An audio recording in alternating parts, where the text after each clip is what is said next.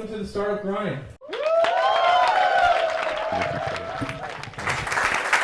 Welcome, Victor. Thank you for joining us tonight. We like to start off by understanding a little bit more about where you come from. Are you Swiss?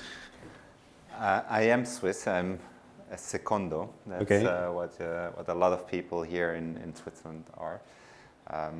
So my mother and dad are from Italy, Sicily, and I grew up here in Switzerland, Zurich mainly. Okay. So you my time here. Yeah. Grew up in Zurich City, or? Well, let's say yes. Most of the time I was here. So you're used to the big city. You may know Schlieren, I don't know, but that's where I come from. Okay. It's really close to Zurich. Yeah. Mm-hmm. So you're used to the big city life, and Zurich is, I guess, the biggest city life you can get around here. It is, yeah, definitely. And I guess we're here to understand, I guess, a bit the entrepreneurial journey, and curious to know when the startup bug bit you. Was that very early on, or did that come later after your studies? Well, I remember that, so the first business, if you can call it a business, was when I was 8 years, maybe 9. Mm-hmm. I started to rent out my VHS cassettes to my friends for 50 cents. Okay. And I don't even know why I did this. Maybe that was just an idea to do it. And then so I had this, let's say, early Netflix, or more hardware driven. But that was kind of the starting point. I always realized that in order to create something, to make something happen, you need to be in the driving seat. Mm-hmm. And that was my wish from early on. So I started to do this kind of stuff, and then I realized as well, once I started in my studies or at work, that things just don't move quick enough if you are just in this boundaries of big corporations. Right. And was that an influence from the relatives or from your parents or people around you, or? It's a good question. No, not really. Because, well, somehow, if you look at the life of my dad and mom, that just moved from Italy to Switzerland without even having money or talking a word in German, just moved there. And it's a little bit about being an entrepreneur in a new country and just finding a way to make it happen. And they raised 2 children here out of nothing, and maybe that was a starting point. Yeah. I agree. I mean, raising a family takes a serious amount of entrepreneurship. Absolutely. I can vouch for that. I have 6 kids. Wow. My wife is probably more entrepreneurial than I am in that respect.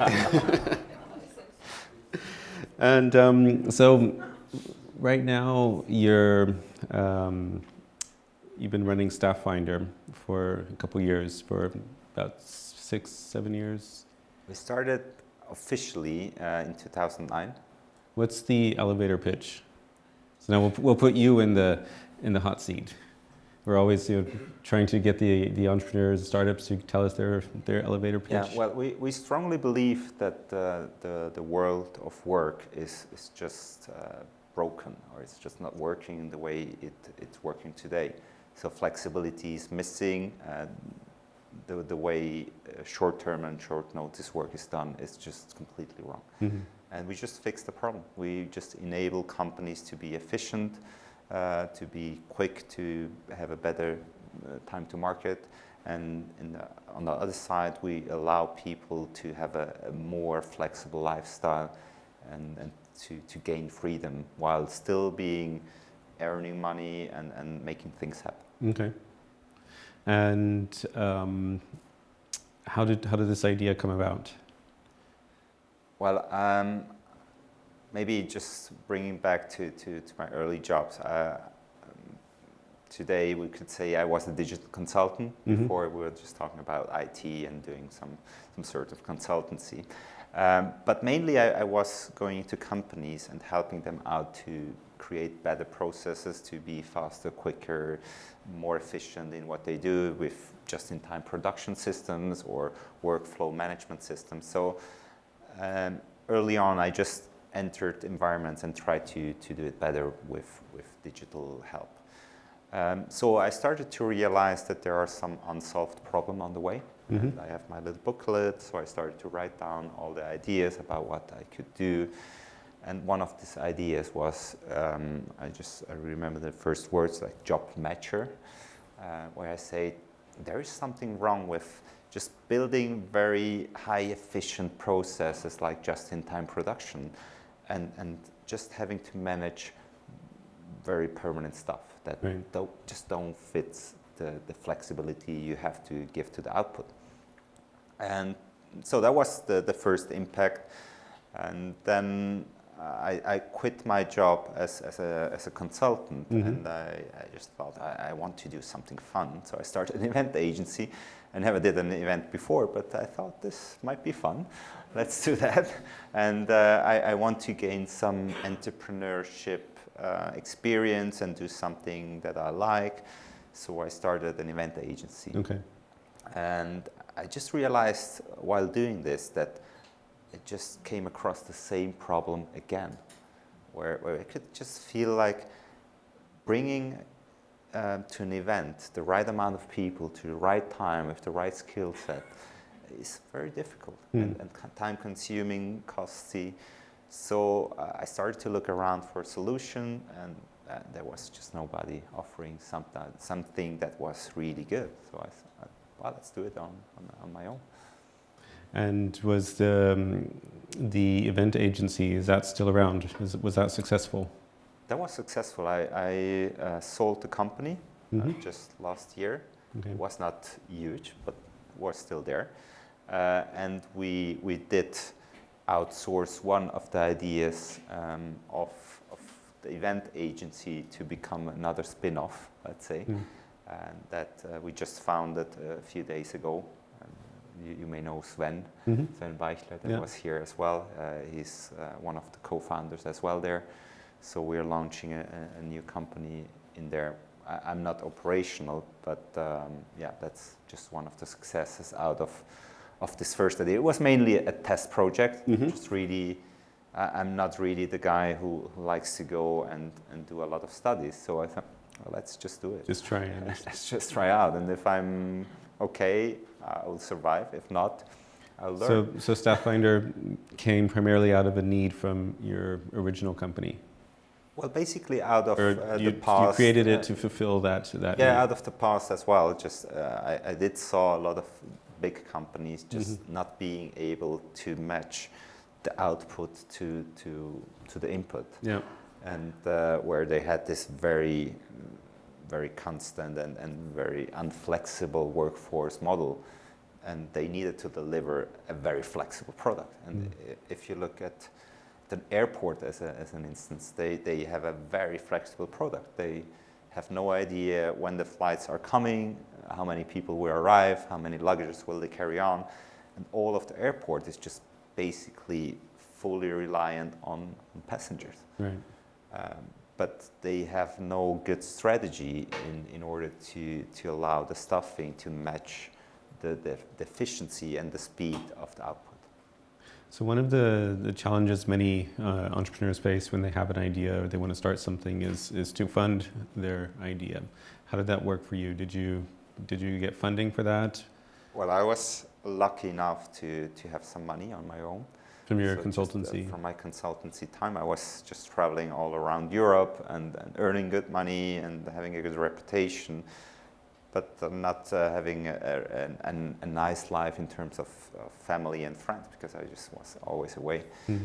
So I had a lot of time in terms of during my travels, but as well some money to put by side to just give me the time frame to start it. So you funded it yourself? Yes. And on your own, or did you have some co-founders? I did found it on my own. did bring co-founders in because I really strongly believe that just doing it alone is not fun, and it's not successful as well, because I have a certain type of skills, and I may be good or not good, it doesn't matter, but at the end, by combining it with different skill set, with a different energy, you make it happen. And I guess in your case, you had the opportunity to fund it yourself, but not everyone has that opportunity. How do you see perhaps in other experiences you've had, how do you see the balance between bootstrapping and trying to fund something on your own with family and friends, as opposed to early stage VC investment? Well, maybe just to precise that, we did found the company in our own just at the beginning. Then we brought in some business angels, and at the later stage we had a financing round of some VCs. So I think if we look at just the early stage, you need to be courageous just to try it out first. You need to create enough space for you to make it happen in a professional way. I have seen a lot of startups, and I do some startup coaching as well, where they just run it just beside and say, okay, I will do it on Saturday afternoon, sometimes, but not always, depending on children are sick or not. It's quite hard to grow an idea and make it happen if it's just really sometimes. So you really need to go this step and cross the border in order to make it happen. And in a lot of cases, I just tell the companies I work with to really just try it. And sometimes it's a struggle. Sometimes you need to sell your car, move back to your parents, whatever it takes. But it's the right choice if you want to make it happen.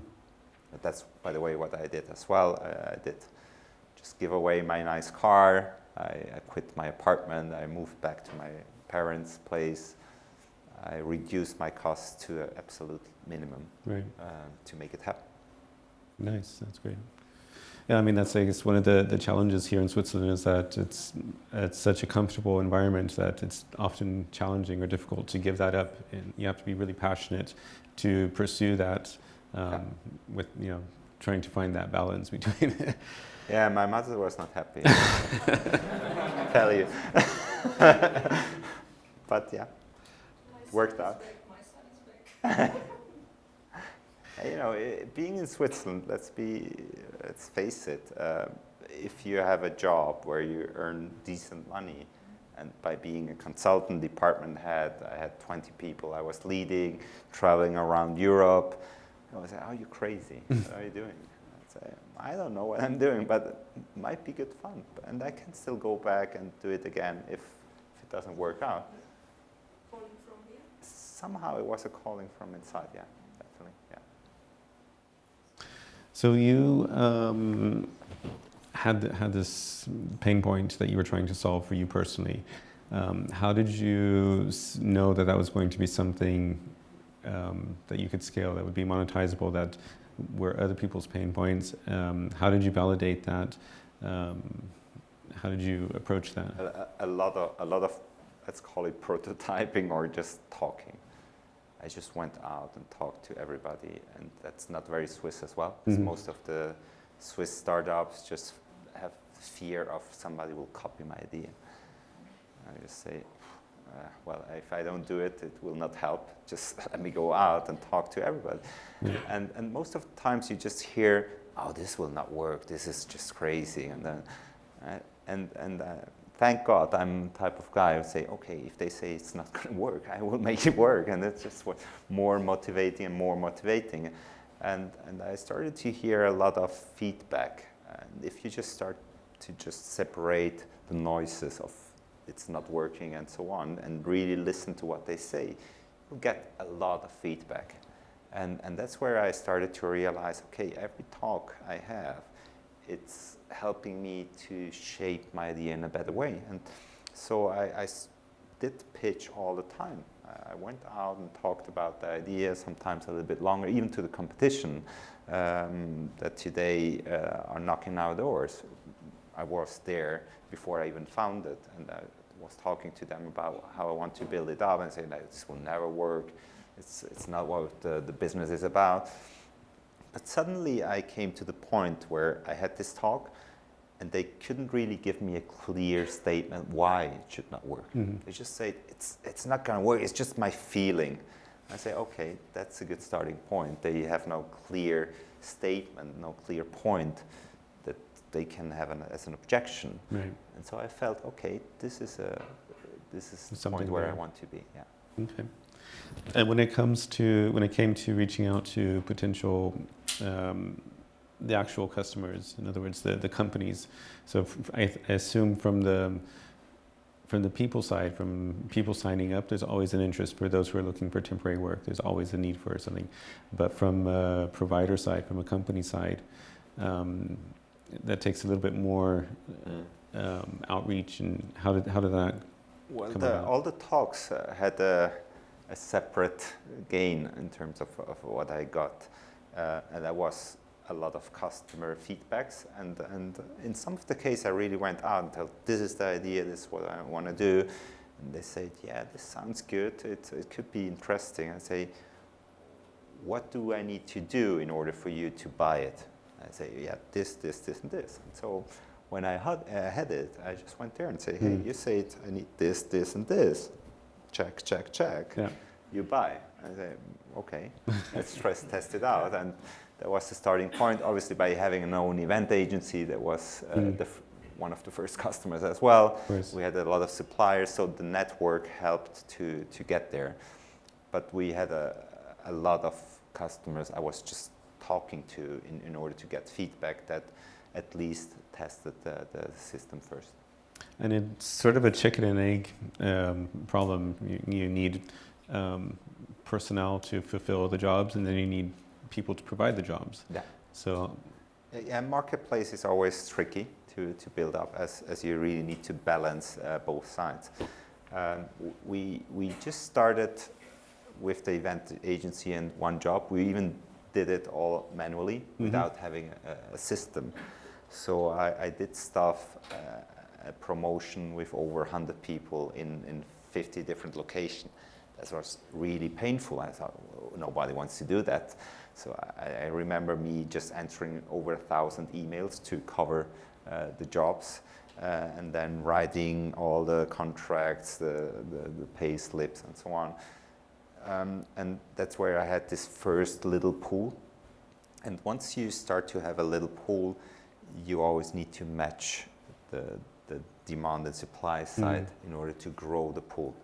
So I had another customer offering promotion, so I could use part of the pool, and I did recruit some more. And so it did start to work out. Today, like 80% of the worker registrations come just out of friends. And they just tell their friends, they say, hey, that was a good job, do you want to do it? And they just register. okay.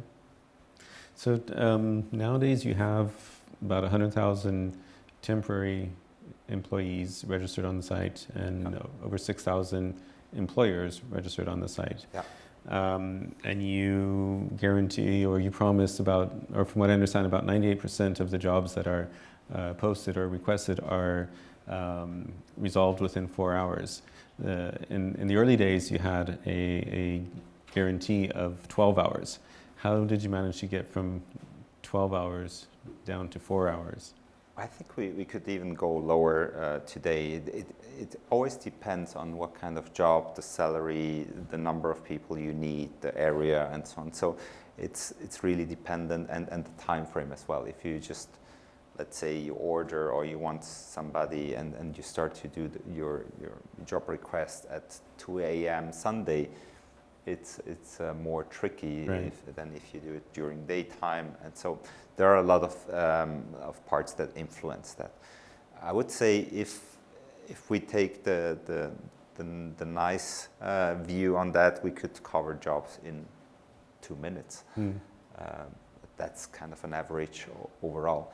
So I think the big step came once we started to use mobile devices.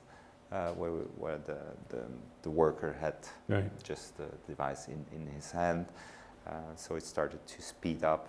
And the bigger the pool is, obviously, the more you can spread the jobs and get faster answers.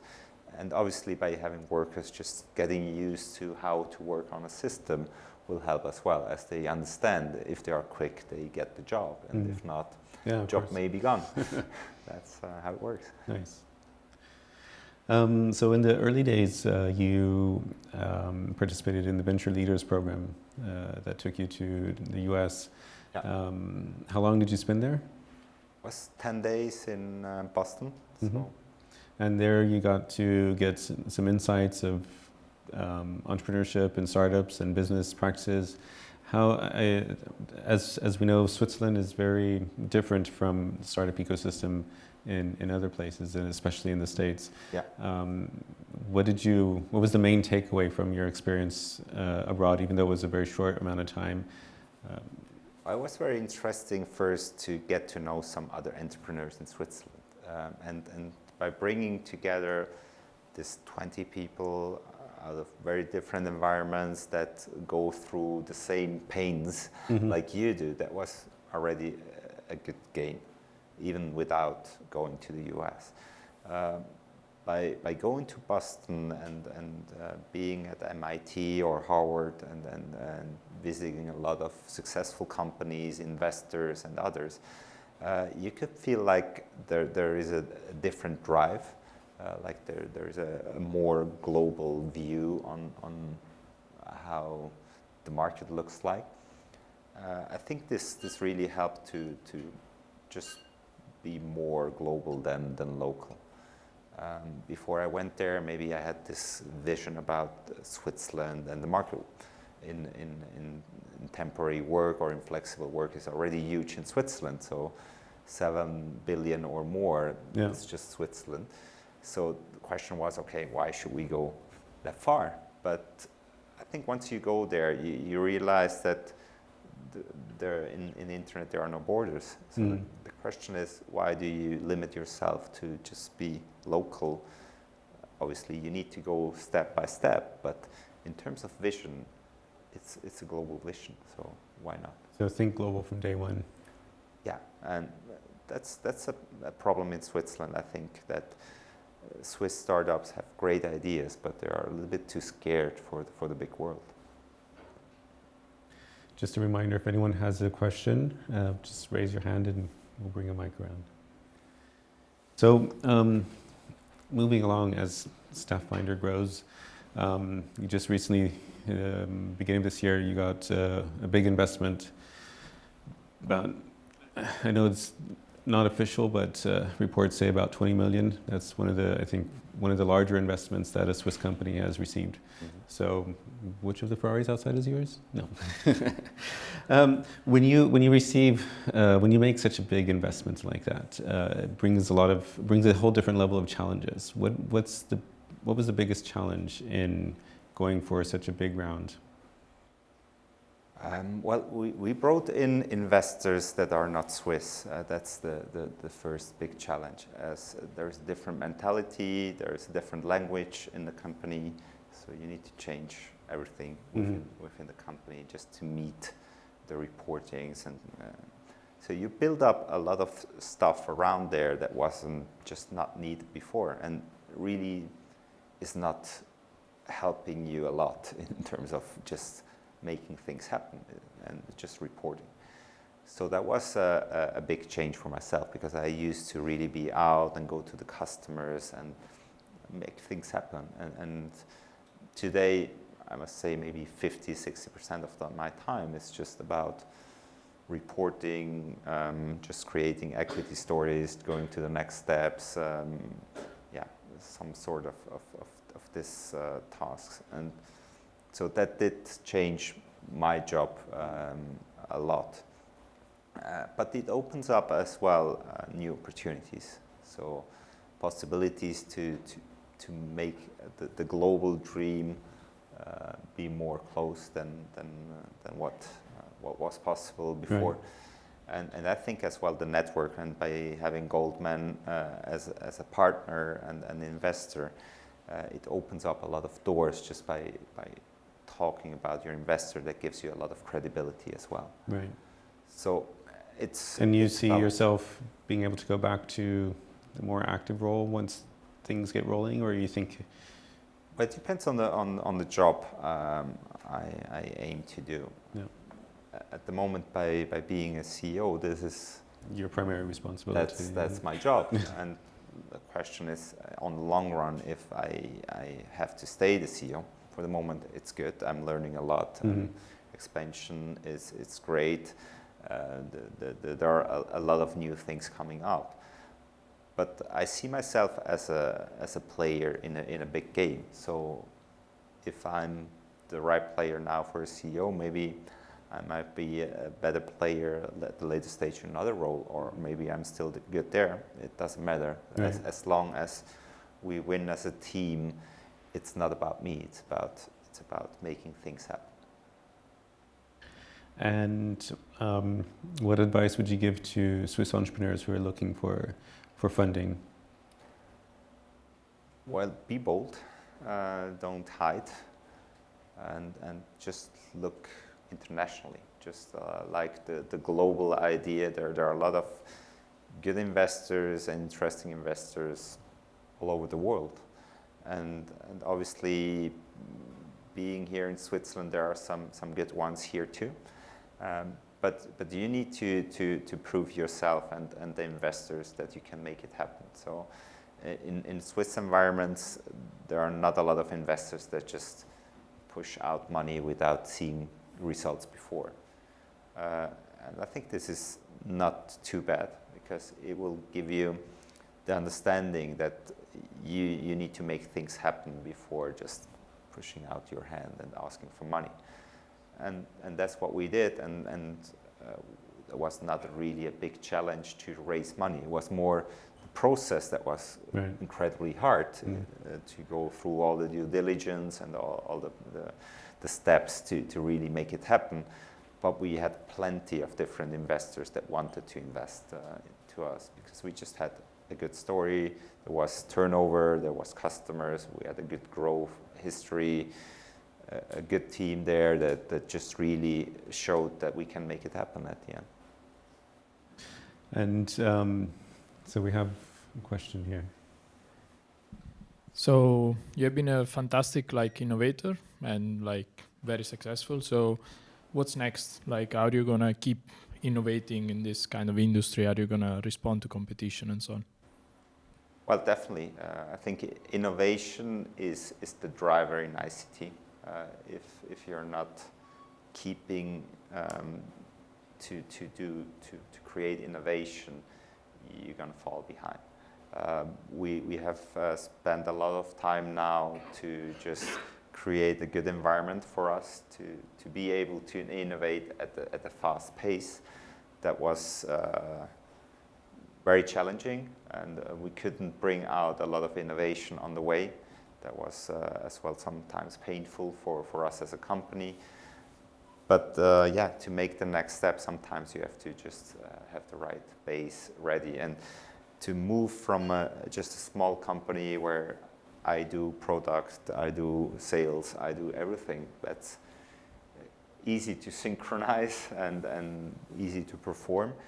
But once you have people that need to perform, you need to create and just at least write down your vision. You need to find the right people. You need to make them take over all your knowledge, and to build up this team of great people around you that can just push this company to the next round. This is a challenging thing, and for me, this is a very interesting phase as well, as it's so different than it was before. Thanks.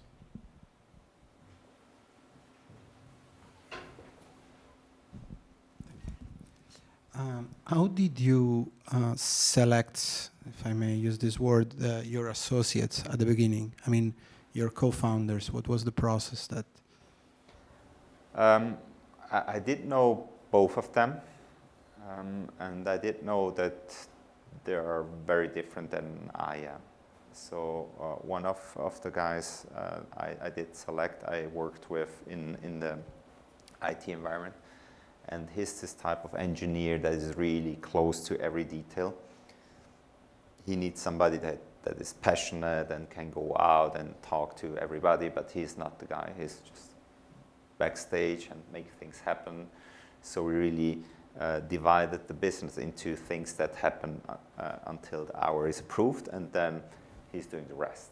So that was one of the guys. The other guy was a friend of mine as well, just coming out of the recruitment industry, that has had the knowledge out of the recruitment industry.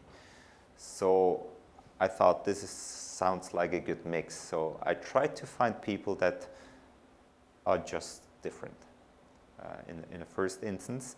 And in a second instance, I try to have people, but still today, that just are well above the average. Because if you really want to get to the top level and be very innovative, average is not taking you there. And it's quite hard to stay there, because by growing, and we have close to 100 people now, you need more stuff, and you sometimes you just forget how picky you should be, and then you need to correct that in order to get back to this amazing team where you can look around and say, you're just exactly the type of guy I want to work with. And sometimes people tell me, yeah, it's hard to say somebody to go. But I say, yeah, if I don't do that, it's hard to look at the high performer in the eyes and say, this guy's not performing, because it's just holding you back. Right. And this is my responsibility as well, to make sure that the high performance can fly. And that's, I think, from day one up to today, it's still my task. So along the topic of team, and I guess as you build your company, your team grows, how or what have you done to keep the culture? How big is your team now? How many employees do you have? We're around 100 now. So yeah. From being a small startup, I imagine you can remember back in the day when you were 20 people and barbecues on the weekend. Now you're 100 in 2 different countries that I know of. Well, even more. We have our development crew that is in Minsk. Mm-hmm. We have Lausanne and Zurich and London as locations. So it's really spreading, and I must say it's hard, and you realize that you need to somehow step back and just bring and give them the vision and try to ignite the fire that I have and that I still have, just to make sure that they are really passionate about our mission and vision, and then as well give them the room and the right cultural settings to be able to create their own world.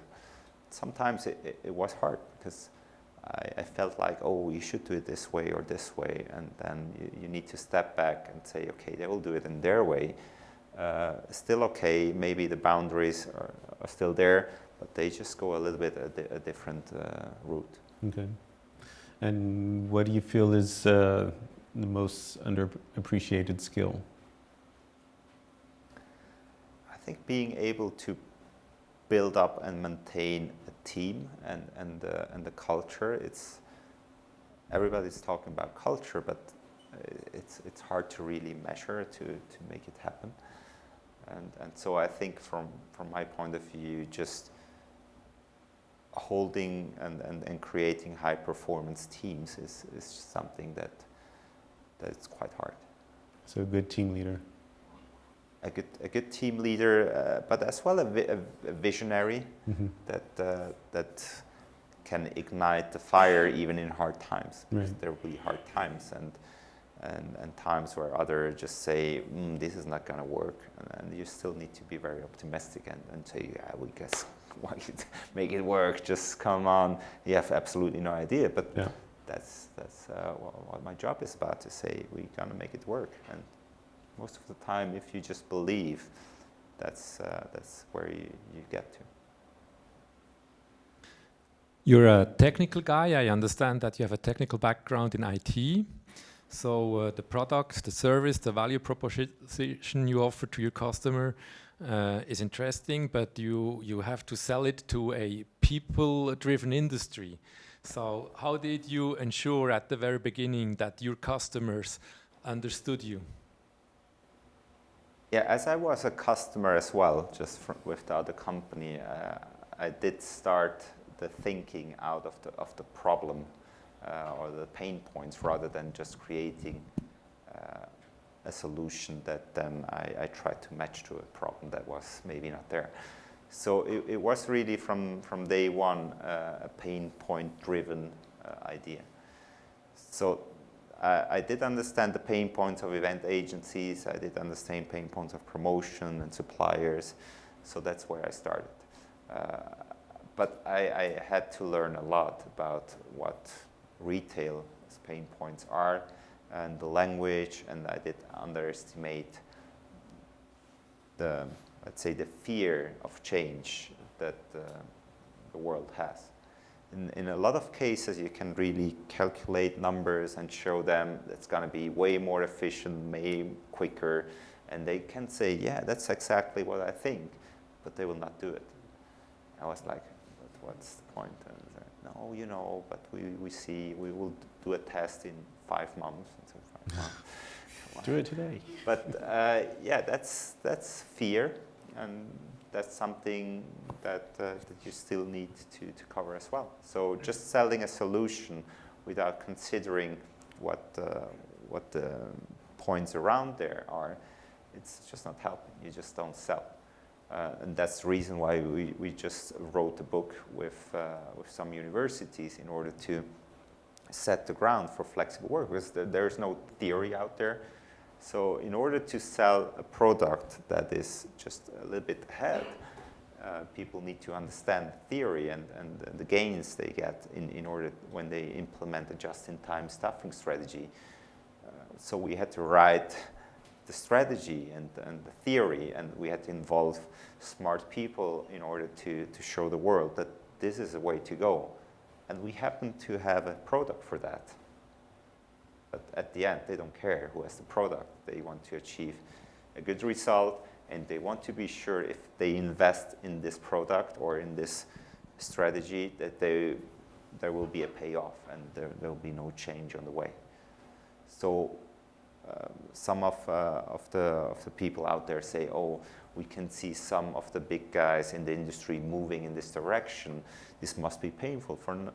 I see it as a good point, because they are proving that what we are saying, what we believe in, is something the industry believes in. So it will give us a good headwind, or a good help, let's say, in other hand, not headwind, on the market, because people will understand, okay, they are not the only ones doing it. There are big players just investing in this field as well. So this is good help. Okay. Joel? Yes, So if thank you you. go- I want to go back to your point about the team being perhaps the source of your success in a large part. I was listening to this podcast where Reed Hastings, the founder of Netflix, is okay? Mm-hmm. Okay. Was talking about from day one when he hires an employee, he tells them, you will become obsolete, and the sooner the better. Yeah?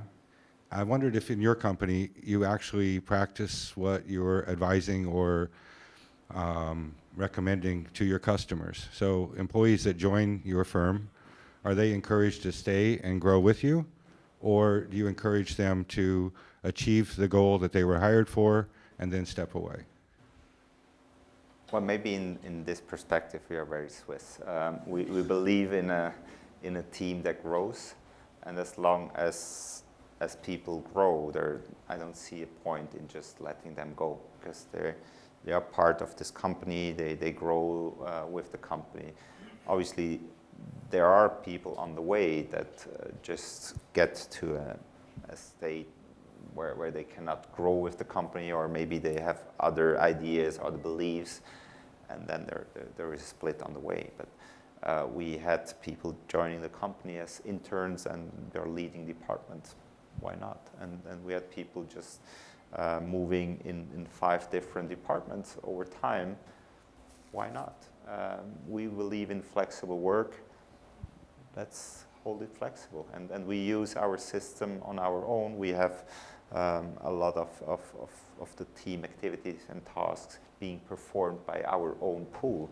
So we are on one of the biggest clients of our own platform as well. And that's just eat your own food. That's absolutely. Nice. Karim? Regarding investment, I would like to jump one step back. Did I got that right? You got 20 million funded? Well, we heard that maybe I heard there's that. something. There's All right, no sorry about official- that. So it's top secret. Not disclosed, yeah. All right, but for what kind of conditions? Good ones. Well, you know, condition, it's always, let's say, a word that you can just have a look from different sides. So one is obviously the valuation, and it's an important one in terms of dilution. But I think way more important is the possibilities this investment will open up, and the kind of investors that are along the way. You can have investors that just open doors, and others that just crash the company by just putting so many obstacles on the way. And I think that the package of good valuation, the right people there as well, because they become part of your team. And it's like a marriage. It's hard to get separated afterwards. So you better try to do a good due diligence on them too. And we did call for references as well. We did want to get them to organize meetings for us up front, just to understand, just beside the money, what can they really offer? And how close can they get? How passionate are they about the idea? Is it just finance and money? Maybe there is a time when this is okay, but at the stage where we are, we just really wanted to have passionate investors that will go out, sell, recruit, do whatever it needs to make this successful. I think we were lucky to find this kind of investors. In some areas today, I would say maybe it would have been a little bit better if they are not so passionate to be involved in too many things. But yeah, it's always a trade at the end. So I think it's about smart money or just really having the right package together. And in terms of valuation, it was a good valuation. We found in the UK that was hard to achieve in Switzerland, as people just looked at us as a Swiss company that will grow in Switzerland. And once we got out of Switzerland, they saw an international opportunity that could grow worldwide. And that was just a different point of view. And just along those lines, just before we go, we have one more question there. Do you see it heading more in the direction of an exit or of an IPO? Or it's too early to say? It's a long way. I think as long as it's fun, I don't really think too much about exit or not exit.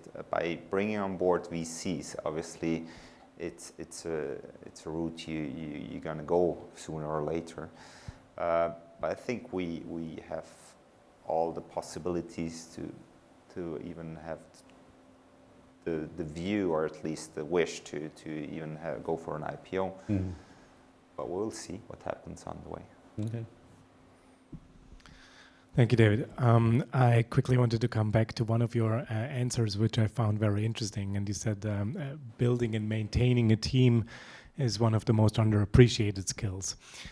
Building on that answer, my question would be, considering that you grew your company to such a substantial level, what would be a few examples from your very personal practice when it comes to maintaining and communicating a culture?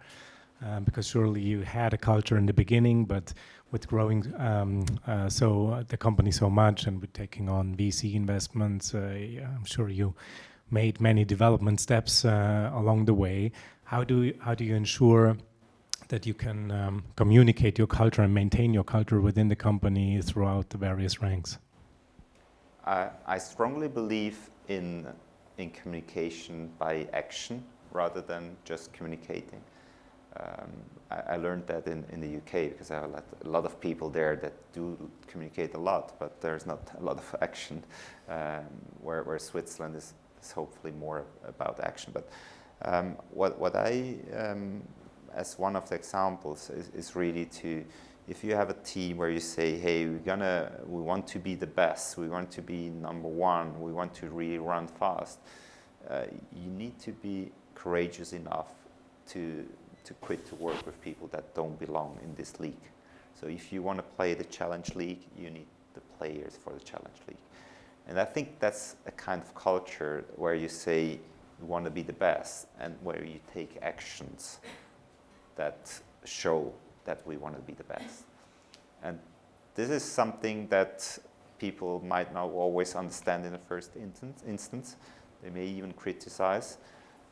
But they will understand that on the way, this is what drives the company to have this great team there, and where you need to just take this kind of actions. The second step is to motivate them. So the ones who are there, to motivate them to just not be afraid to do something. Just do mistakes, that just create new things, just think out of the box. And this is a culture where I try to motivate the team to say, hey, how can I perform my task better? What can I do tomorrow to make my job even 10 seconds better than it was a day before? And by having this constant improvement mentality, you're just moving ahead, if you want it or not. But sometimes you need to shake the people to just remember that we're not at the target, we're just on the way. And even if we are growing well, even if we're a nice company, it's a long way to go, and we need to be quick, we need to improve ourselves in order to stay there. As one of the first movers, you are the pioneer, and it's quite hard to get into the market. So the next ones will be much quicker to get to the same point. So you need to even push more once you are at the stage where we are. So now I know there's lots of questions. I have a question, then I'll pass it back over there. My turn. Now that you guys have moved to London, you're starting up there as well. Why the brand change? Why the name change? The here in idea Switzerland, of the vision, it's Stafffinder. There, it's Kupel. Kupel. Yeah, we started with Stafffinder here in Switzerland with this idea and vision to disrupt the temporary work or the agency work mainly. And on the way, it's not only in the beginning where you just shape your business plan and that's it. On the way, you just learn constantly on what the market tells you. Mm-hmm. So we basically changed or adapted the idea and what we are just generating in the product out of finding and providing stuff into a marketplace model where it's about flexible work, where it's not only about external workforce, it's about internal workforce as well. So the name Stafffinder was or is just too close to recruitment business. And that's why that was one of the reasons. The second is that the name was just not trademarked all over the world, so it was an easy one. Stafffinder was already taken in the UK, so obviously you need to do something about that. So that's sort of setting the foundation for your global takeover, the expansion.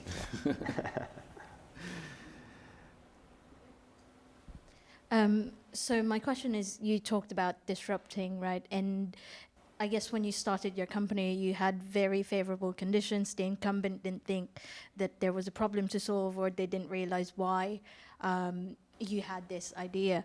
And now you're moving into other countries, and I guess, you know, you started from an online platform, and now we're moving to a mobile, you know, app-based environment. How do you make sure that your product competes not only with the incumbents who are waking up to the fact that, okay, you know, there's something to solve here, but also the newcomers, the startups that are actually coming up to disrupt the industry that you've created? Yeah, no, absolutely. I think when we started, competition was traditional agencies, companies on its own.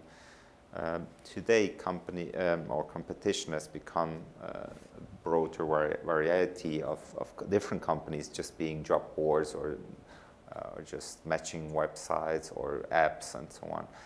So I think what's changed is the view you need to have, where you just don't only solve problems and acquire customers and find workers, where you just need to have an eye on competition as well, because they have good ideas as well, and we don't see ourselves as the only ones who have good ideas. So they have copied some of things we do. Why not use the good ideas they have for us as well, in order to get ahead and move on quickly? So for us, it's important to monitor the competition, the small ones, the big ones, whoever they are, and understand what are they doing better, and we don't see ourselves to be the best out there, and just constantly trying to improve. And if you look at every single one, you'll find something you can improve compared to them. So yeah, you just add a new area of research to your business. But still, you need to be careful to not just spend too much time in looking after them. You still have your own business, and they will go through their own problems on the way. They will have the challenges we had as well. They'll have to grow as well, find the customers. So something that just looks good is nice, and we need to have that as well. But it's just not the whole story. And in 2014, you were the Ernst & Young Entrepreneur of the Year. And this year, Stafffinder was one of the top 100 most disruptive companies in the world. How did that make you feel? And are you still mortal? I'm still very mortal, yeah. So I'm obviously proud. I'm obviously proud to be there, and in most of the cases, I go there. I just take these awards, but as I said, it's a full package that makes it happen. So the team, people behind there, some of the customers who believed in such a crazy idea at the beginning. So I don't feel like, oh, I'm the guy, and I go there and pick up this thing, and I say, okay, we obviously did have some good choices, and we are lucky enough to get there. And it gives you like the next boost to get to the next level. And obviously the Entrepreneur of the Year just helped as well to raise money, to get awareness, international awareness, and to open doors for customers as well. So it's good to be there, but at the end, the customer and turnover and sales, this is the real success, and the stories you can create with your team. And if I look at some of the stories of the workers, where you can see people just out of nowhere, just being not being chosen for years as being unemployed, and now having a life, just working 100% with our platform, just this is something that really makes me proud. Very nice, yeah, indeed. I mean, being able to provide opportunities for so many people, over 100,000 people registered on the platform, it's pretty amazing. It's very satisfying. Absolutely, and sometimes I just walk across the offices, and you just realize that this desk was not there before. And Yeah. there was no computer, there was nobody there. And there was just this idea, nothing else. And then it created this company where a lot of people just earn their money, where they believe in what we can do. There are thousands of people out there that work. And these are the moments where you sometimes need to just sit back, and this is the best award you can get, by just sitting there and realizing what happened in this short time frame. Right. And was there a time where either personally or your business had a significant failure, and how did you bounce back from that? Well, as I said, usually when I hear a no, this is motivating, and sometimes it gets really tough on the way. And I just remember one story of one of the early customers. We had, like, I don't know, 5-10 customers ordering people, and one of them ordered 4 people for a dismantling of a tent at 3 a.m. in the morning. And then, we provided these 4 people, we could find them, great. And the next morning, I think at 7 a.m., my phone rang, and so I pick up the phone, and it was going crazy. I say, what happened? I say, these guys didn't show up, and so on. I say, okay, who didn't come? All of them. So 4 people, they didn't know each other. All of them didn't show up. And you can imagine how happy he was by having to dismantle the tent at 3 a.m. alone. Yeah. And that was a moment where I thought, this is a marketplace where I'm not dealing with boxes where you can just move them around. There's just people that show up, they do not show up. This is another dimension that could be very tricky. We are in Switzerland, it's a good country where people are reliable, but just looking at the UK or other countries, you already see that reliability is a big point you need to consider on a marketplace where you have work. Right. So we have time for 1 or 2 more questions from the audience. So you mentioned many times you're an investor, and you said that you change a little bit your internal processes after you got them. Now, on the outside perspective, so on the go-to-market, like what are the one single positive good thing that they brought in, and what's the single negative thing that they brought in, if they did? They brought in a lot of attention by just having the press coverage about that. We had plenty of other investors, plenty of partners, plenty of suppliers, all of them just approaching you. Obviously, this gives you way better visibility to the customers as well. At the same time, it's really challenging to split the good ones from the bad ones and don't lose time, very precious time you have with the wrong people. So it's good and bad at the same time. I think what was challenging for me as well was the shift of culture from we're gonna leave the stream together and who cares about money and let's make it happen, to something where you say, hey, what's the profit? I say, okay, I haven't thought about this too close. And then you start to realize that it's more about numbers. Vision is nice, we need to have a vision, but the numbers need to be right as well.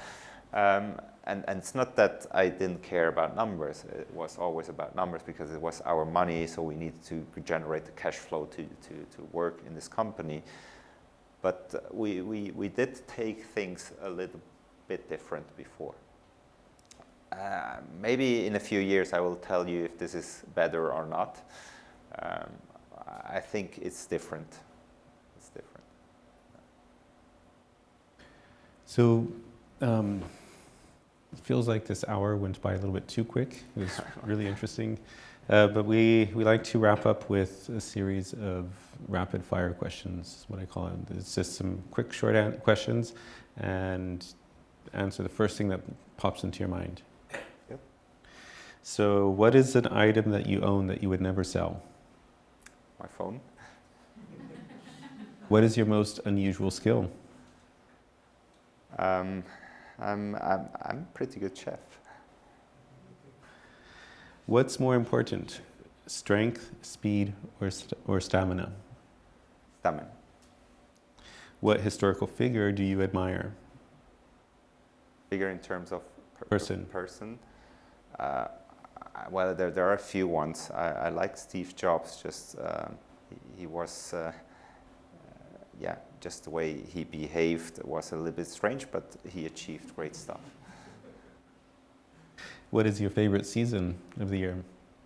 Summer. And when was the last time that you tried something new? Every day.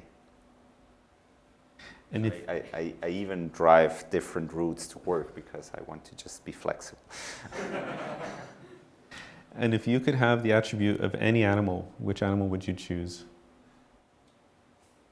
I'd like to be a camel that has a long range, that can just walk not too fast, but really constant and far away. The stamina as well. Right. Super cool. Well, you're going to be around for a little while still, right? So if anyone has any more questions, feel free to talk to Viktor. Thank you so much for joining us this evening and for the inspiration and the tips and everything that you shared with us tonight was really very, very worthwhile of our time, and very there's so much that we can learn, and I'm sure we could be here all night, but thank you so much. Really appreciate it.